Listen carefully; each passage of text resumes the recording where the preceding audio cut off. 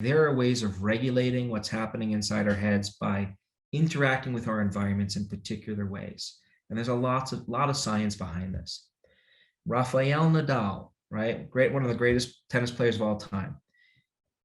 If you've ever watched him play the game, you know what he does is he engages in these wacky routines. Like before every serve, he flips his hair behind his ear, picks a wedgie out of his butt, bounces a ball a few times. Like he engages in this elaborate ritual.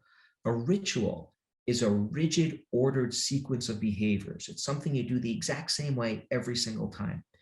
And when asked why he does this, he says, well, the hardest thing I battle to do on a tennis court is battle the voices inside my head. In and of itself, by the way, I think that's fascinating, right? Like here you've got one of the best tennis players of all time.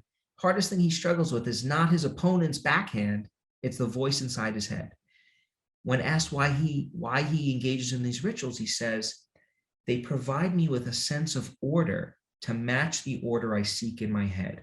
When we're experiencing chatter, we often feel like we don't have control of our mind, of our thoughts. And what we've learned is that you can compensate for that experience by ordering your surroundings, by creating order around you.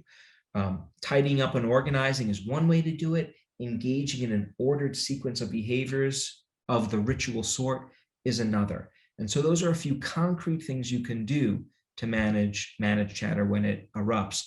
You, of course, don't want to take this to an extreme. Any tool used excessively can become harmful. And there are associations, of course, with rituals and OCD.